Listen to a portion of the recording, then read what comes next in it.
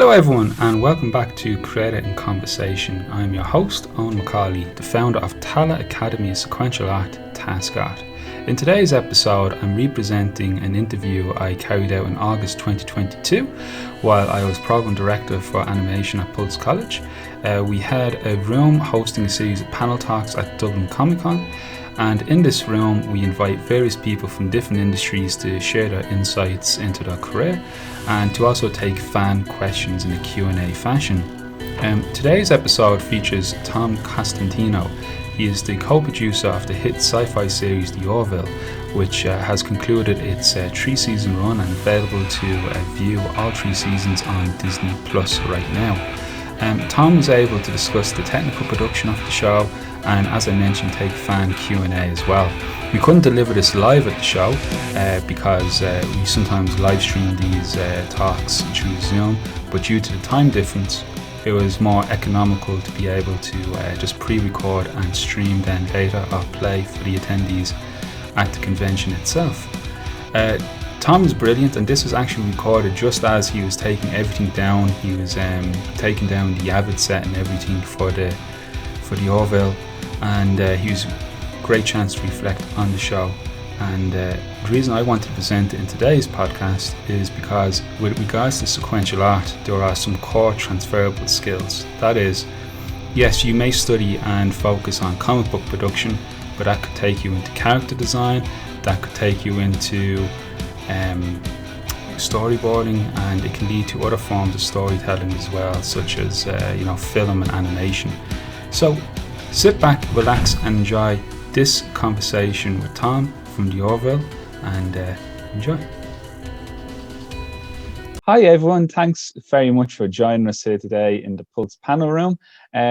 Thanks again also to Tom Costantino for joining us, co-producer from the Orville. So thank you for joining us here virtually for Dublin Comic Con. We were just saying before the recording, it's been a big week for you all as season 3 New Horizons has just come to a close, streaming here on Disney Plus over here in Ireland at the moment. So how are you guys all holding up now at the moment, putting things to a wrap? Well, it's a little weird. I'm actually the last person standing. Like, I'm the last person, just in case there was anything we needed to do. So, it's a little austere, but also it's, seeing how everyone loved the finale. It's heartwarming. I mean, it would be nice to know where our future lies, but, can't say we don't feel good about what we did. So.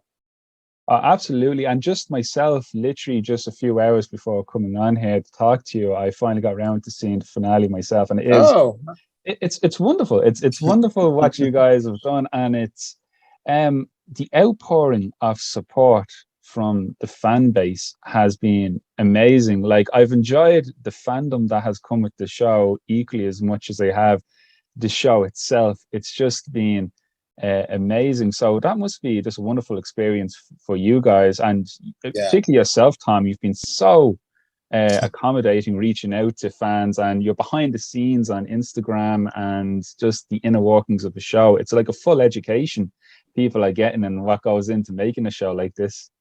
I'm pretty appreciative that we even have any fans, and it's sort of like it kind of brings me pleasure. I mean, it's good for the show, but also as a fanboy myself, being able to have that kind of access is sort of how it kind of came from. And thank God Seth and, everyone else sort of lets me, for the most part, autonomously roll.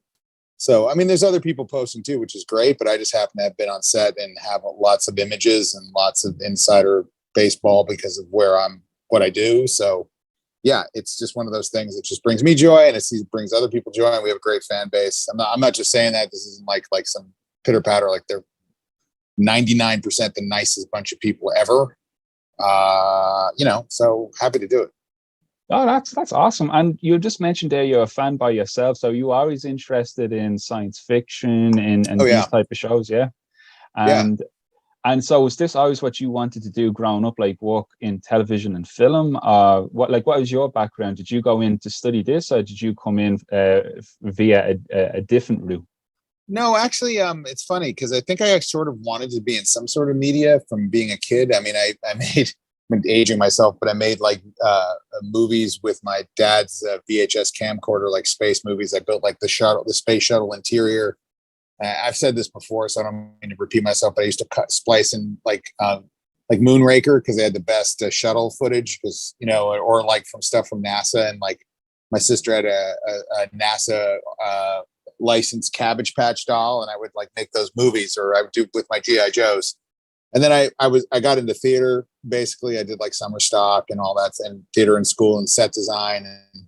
And when I got to college, I was working with my hands, and there was like an editor machine there. There was a Sony 900, and I just started editing, and I edited all my own shows that I worked on there, and I got my first job out of college at an ad firm, and that was it.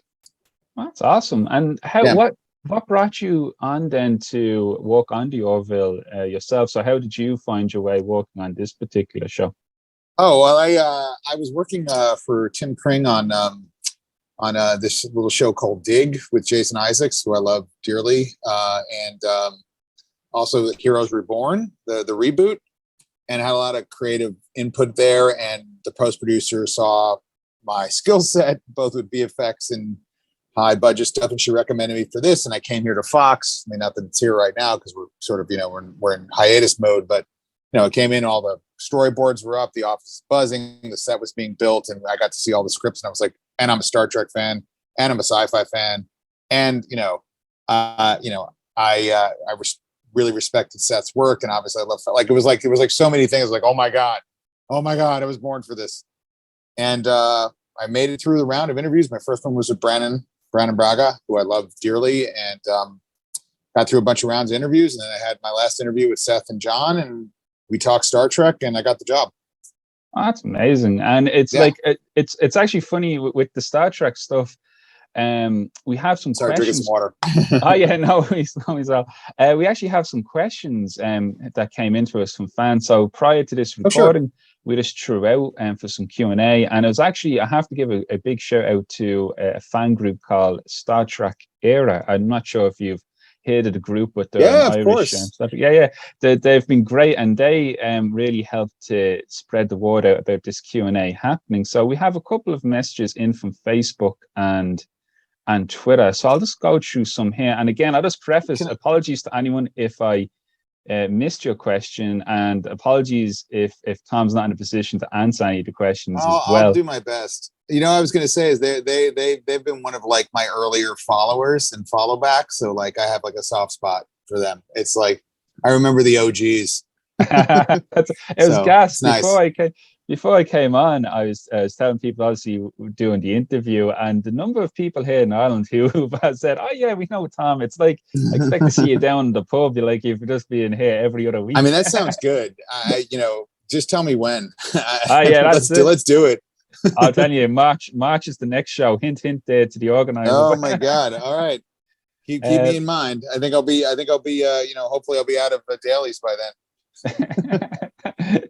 then. Awesome. Okay, so just into the first question. This comes from Ronan, who was one of the artists on the Star Trek Era page. Good dude. Oh yeah. Ron's a class guy. Yeah. He says, how many extras were needed for that brilliant opening scene in Gently Falling Rain? And he also says, thanks, Tom, for a very special show. Reminds me of watching The Next Generation each week as a kid. Oh, well, here's the thing. That specific stuff was shot. We shot that in Chatsworth, and it was right before we were just all starting to talk about COVID. But needless to say, it was a bunch of us jammed in a studio up there with the guys in rubber masks. And I think it was like 100, 150. I think there was. We did some crowd replication, but there was enough to for the single shots that the whole scene was filled. That didn't include crew, which was another 100, 200 people. But I think it was, gotta look, but it was at least 100, probably 150. Wow. And then we did the same thing later on, but we had to do it more strict we shot all our crowd stuff in a limited amount of time during COVID, because it was like ramping up testing, for like Bortus's singing and the wedding and stuff. Oh yeah. So it's even that assembly, it must have been I can only imagine, because like where I work in a college, we went virtual with everything for a live performance to record something. I can only imagine what it was like jumping through those hoops. So And it's nothing but hoops. yeah. Hopefully now things seem to be improving, thank God. So hopefully onwards and upwards. Yeah. And then we have here Aidan Leonard. Just wanted to say that this season has been amazing. Great stories with great acting and some kick-ass action too. One of the best. These aren't questions. Yeah. So there he is. He's sneaking in. He's kind. sneaking in compliments. I know. I see that. He's buttering me up. And then we have Adele Chatterbox Hennessy, who has to say that they can't wait for more. So they said exactly what they say is, I can't for the life of me figure out why I took me so long to get to this before. So Adele's been converted. Hey, 3 years is a long time, and the show's had an evolution. So I don't judge anybody for catching it later on, as long as you catch it. Catching it now is what's most important. I'm jealous for those because they have it all now at the start. I know. They get the binge. One question here from Gary Matthew O'Toole. He says, Tom, could you talk about the use of the holodeck for Claire Isaac and having Mark out of costume? Was it a conscious decision to showcase a different side of Isaac after so much conflict and betrayal of the crew? You mean for 301 or for is he just saying whenever? I think whenever. I think it was when the first being used and afterwards as well. So just because it was great, his performance out of the Isaac costume as well was great, and the chemistry really came through. I think Seth, we all agree Mark's a great actor, and the thing is that Mark portrays Isaac even without the suit. Like he doesn't. The suit is a plus, but you get to see his performance under the skin, and letting him get to act and also seeing his humanity. It was one of the things we realized that worked really well in Happy Refrain. I think Seth wanted to repeat that, and also it's annoying being in the suit all damn day long. That thing's hot and uncomfortable, and but I think it was more opportunities to let Mark Jackson do his thing, as is all of season 3 is an opportunity for letting the actors use their skill set by not having to cut for time, So yeah, no, that's awesome. And I love Mark. I mean, I think he's a fantastic actor, and he's going to do great things. Yeah, I can't wait to see more from him as well. And it reminds me a little bit. We actually have Peter Weller from RoboCop over for the show here. Yeah. It's awesome, and it's Where's that panel? Where can I be on that panel? Where's that? I'll send you a link. Yeah. But we I remember him before, how he studied I think it was mime artistry to get the movement. And looking at Mark's performance, like as you mentioned, out of costume, he still does the tilt of the head or the arm. It's just that little nuance goes. Right. Yeah. The amount of work he did for RoboCop, like I've looked at some old. Yeah. I mean, it's impressive because RoboCop is cool because Peter Weller gave a good performance. I mean, otherwise it's just plastic. And Mark's kind of the same thing. I mean, there's no emoting under that thing. But if we have actors that are Peter and Chad are incredibly good, getting full emotions out under 10 pounds of great looking latex from Howard Berger and stuff. But that's a skill to emote through all this crap, for lack of, I don't know if I can say crap, but for all lack of a better word. Yeah, no, it's awesome. And again, such the whole ensemble, everyone just amazing. They all have hidden talents as well. It's they're either a martial artist or a singer, or it's amazing. Half of them can sing.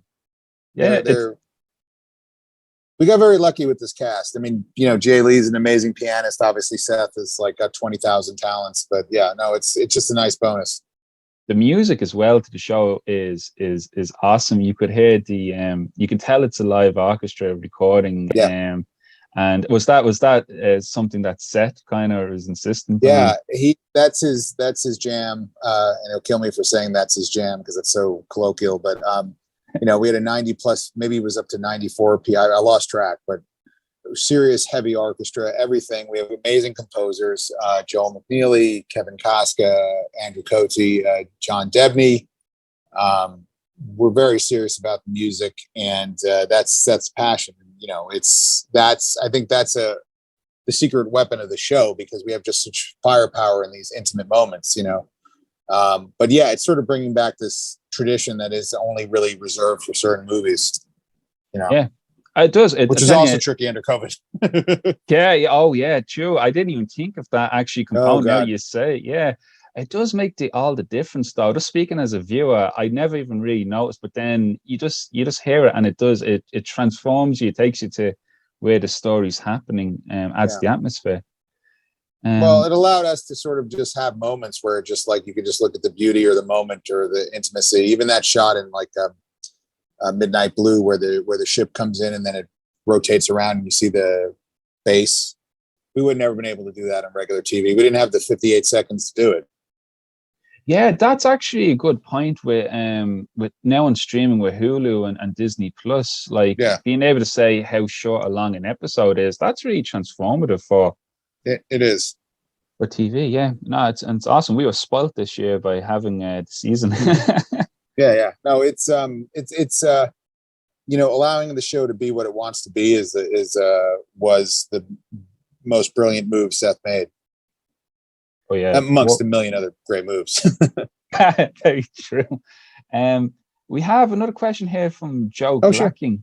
Sure. He just wanted to know if, and I suppose this is speaking towards the possible future, but in subsequent seasons, would there be more Ed Mercer focused or centric episodes, more from the captain? I would say you'd have to ask Seth. I think he believes it's an ensemble show, so he should probably never get more airtime than anyone else. That's me just being on the show, but I mean, there's storylines of his that would probably need to get wrapped up. I would imagine, they're all Anaya and all that, so I would imagine he would get some time. And he's a great actor. He will never say it out loud, but like him with that episode with him and Talea where they're stuck on the planet together. I mean, that's a great episode. So, and Seth, I don't know. You'd have to ask him, but like, I think he likes to use himself as a measured weapon. Like he was very good in that scene with Rena. Where it's not easy to deliver a line. What is it? It's don't advertise tactical opportunism as pious morality. Like, it's not an easy line to deliver and sell it, but he's got that skill set. So I think there will be more of him, but I still think it's going to be everybody gets their episode or episodes. We can't accuse Mr. McFarlane of being a slacker anyway. Man's not a slacker. Yeah, so he wears many hats. No. He wears a lot of hats, and thank God, or we wouldn't have the show. God bless. Alan Rogers just wanted to say it's just so good. So thanks, Alan. And Wayne. All very nice. Yeah, and Wayne Forlong as well just wanted to say it's the best sci-fi show currently on TV. What a season. Tell him thank you. Yeah, and what a cast, and thanks about Scott Grimes' singing talent. And that's true. The last season, Scott had great opportunities to showcase his acoustic guitar and singing. That was great. Well, the man can sing, and so I think the idea was to give him a little bit more time to do it. But as long as it worked narratively, Oh yeah. No, it was awesome. Yeah. Okay, and then I think we just have a few more here on. Sure. Whoops, on the old Twitter machine now. So let me just get this. Let me get this one up. Now, here's just me now, like an old man, clicking on all the different tabs here. So this one comes from Landis. They wanted to know what's the most time-consuming aspect of doing the visual effects. So, is there a particular stage in the pipeline that really that everyone's kind of like, oh, here we go? Landis is hi Landis. He's very active on Twitter. It's all sort of consuming. I mean, the previous portion of it, trying to get the scenes locked down, Brandon and the whole team, like, there's a lot of back and forth between me and him, Brooke, and all that other stuff. I mean, there's never enough time to do the visual effects, and they can answer it better. But I would say getting the scenes locked, the action locked with previs is probably the toughest part. But there's some stuff where it's like it's hard to break what it's going to look like. Sometimes there's some shots that just need revisions, and work and changes and some new ideas. I mean, I can't say enough good things about the VFX team, and they really pulled off, they killed themselves. And that's why the show looks like it does, because it shouldn't, even with the time we had, we did 10 features. We shouldn't have made air, but somehow we did. And it's mainly thanks to them. Yeah, and so, the praise online for the VFX team and yeah, like it has been recognized. I think that's like thank God. Yeah, it's amazing. Congratulations to everyone. Well, it's just such a thin, I think, I don't know, it's just such a thin line to like between features and TV now. Just the fact that people are, I mean, everybody, sometimes people are unfair and they're like, they'll ding character animation and stuff when they shouldn't, but like, because like we still are a TV show, but for the most part, I think people have been pretty supportive, and I'm glad Domino, we pulled that one off. Yeah, they pulled that one off with my help. But yeah, Domino was an amazing episode. Yeah, just top tier. I felt like I was in the cinema. Yeah, but it all stems from Seth too, because he's the one who's got the vision and pushing everyone and trusts us. I mean, like really, if you didn't have him working at such a eternal high level, maybe some corners would get cut, but he's really, he's the sharpest guy now. Oh, that's awesome. No, that's fantastic. And Kira and Zoppy Fitzgerald just want to know, with the novella that Seth released recently, Sympathy for the Devil, which is also an Audible as well, would be any chance for that to make it to the screen? Any chance that it could be adapted for season 4? I think if we did season 4, there would be a small chance that we would still want to film it. It was going to be an awesome episode. I am still bummed that we couldn't pull it off. We were all going to go to, I mean, I can say it, we were going to go to Prague. We were going to shoot in World War II settings. I mean, I don't want to give too much about the plot away, but it was going to be, one of those, like, we drop it in cold and you have no idea what's happening. And, hopefully we'll get the opportunity if there's a new season to do it. I think you still probably could film it and see it in its realized form. Awesome. Okay. Awesome. Yeah. Hopefully now in the future. Yeah. And Sean O'Sullivan on that point just wants to say, when are they announcing season 4? You tell me. Sooner rather than later. I'm going to say this, and I'm not saying this to sound corporate, but like, get people to watch on Disney Plus. They being high ups at Disney and Hulu are doing this. They're being very supportive. So, when the problem is it's not a problem, but when you're playing at this level of IP, you deliver at that level. So we have to give the show a chance to do that. We're not My Dinner with Andre, or we're not just like two people talking in a room anymore. It's like gotta get economics of television. Yeah, it's the business side at the end of the day, isn't it? Yeah. That's behind every creative act. Right. It's not desire. People are nice. They love the show, but takes a lot to make the pews this pretty. Exactly. And then we have JJ Joe had a question. With all the tech that is available today, is there any one thing that has fascinated you the most since working on the Orville? So is there any, I think that might be a production-based question as well. Is there any particular tech or software you've been using? Well, I think, we had some stuff that Brandon, our VFX supervisor, developed that he's using, which I'll let him talk about more. But I think if we had shot later, we would probably have used the AR wall for some scenes. But when we started shooting, it was still, we actually did it first. We did what we call the watch out. Like, actually the image behind you is the watch out. That's the season 1. That's real. That's not composited. Cool. So that's an 11K pixel screen behind you. But it just wasn't practical for our pipeline. But I think if we shot a season 4, we would probably we wouldn't use it for everything. We'd still use blue and green screen, but we would probably use it for certain scenes, like, let's say, the New York, overlooking New York in the Union Tower or something, or a few alien landscapes. Yeah, wow, that's awesome. Yeah. And Pluck wanted to know, why was it decided to shift the tone from a sci-fi comedy to just sci-fi? Not a complaint, just it's almost comes across as a completely different show. I think Seth that was always his intention. I mean, as you can see, the finale had comedy, and like Seth is capable, and the writers are capable of wielding comedy at any moment. I think they wanted to flex their muscles and basically grow the Riker beard, for lack of a better word.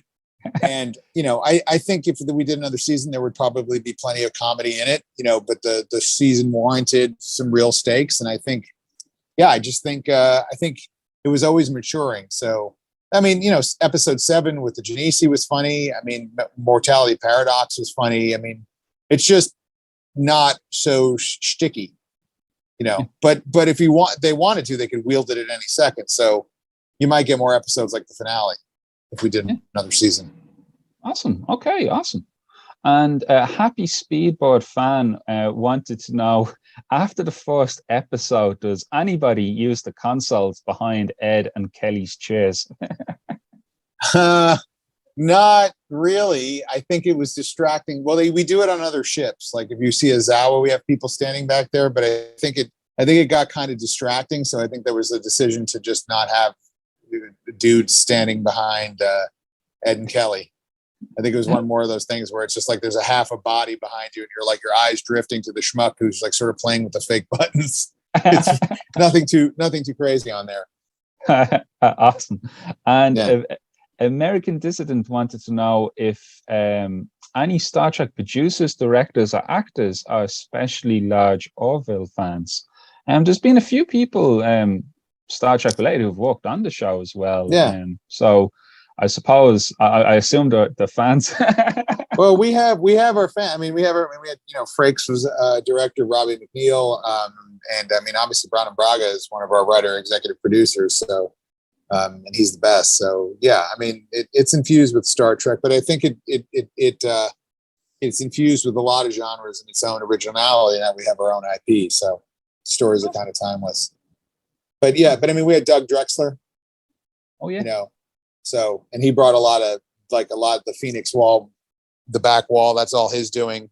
Oh, cool. So having him as a presence has been, man, I love the guy. It's been an amazing thing. Awesome. Okay, well, we just have 2 last questions. Sure. Now.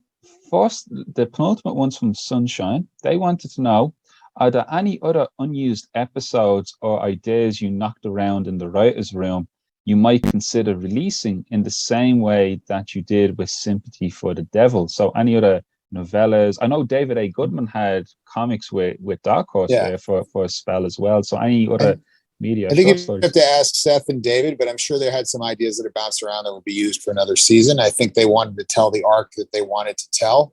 Of course, with episode 11, well, it would have been episode 9. Like they had an 11 episode arc in mind.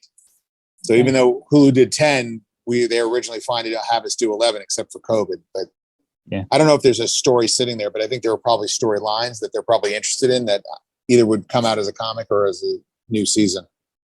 Awesome. And the last question comes from Amy, who wanted to know, this is probably my favorite question. What would an Orville version of the Mirror universe be like? Oh my God. Well, I think everybody would have Bortus's mustache, probably. Yeah, that would be it. That would sum it up perfectly. I don't know. Yeah, I wonder what that would be. I guess everybody would have a sash. I don't know. I mean, it would be a different vibe because like the energy of the characters in our show is they're more complicated and flawed, so it's not such like a clean line. The mirror universe would probably be just the same. It'd be the same ship. They'll turn out that they were the baddies. Yeah, I would change the color of the lighting a little. I don't know. It's probably what we do. That's awesome. Well, I just want to thank everyone online who sent in all the questions. Really appreciate that. And hopefully we have a good turnout here as well. Those who sent in the questions are present in the room as well. So thanks very much. And thank you as well, Tom, for everything. Thanks for having me. No, it's been awesome. And congratulations to you, to everyone, all your colleagues. It's been a real accomplishment. It's been like, seriously, everyone, I've never seen a negative thing about the show. It's amazing. It's like you got to look. You got to start digging on Twitter. You can. All right. No, I mean, no. People have been. It's like honestly, it's like a 90-10 split. It's been great. I'm not. It's been, thank God. It's like great, and then one person, maybe 1.5 tweets that are, one tweet is like totally legit why they're dumping on the show. And then someone is like, oh, you got a thing. Okay. I see where you're coming from. This is a thing. Fine. You don't count. That's great. Listen, thanks again. That's awesome. And listen, hopefully we'll be talking again for season 4. This is it. That'd be great. Awesome. But thanks for this is a great way to sort of put a cap on the season. Thank you. My thanks again to Tom for joining me in this episode of Credit and Conversation. I really appreciate him allowing me to represent this episode as well, and hopefully in the future we'll hear back from Tom when there's more news around a possible season 4 of the Orville as well. Tom was also involved in the TED TV series as well, and so you can check that out. That's available on this side of the pond anyway, on Now TV and Sky.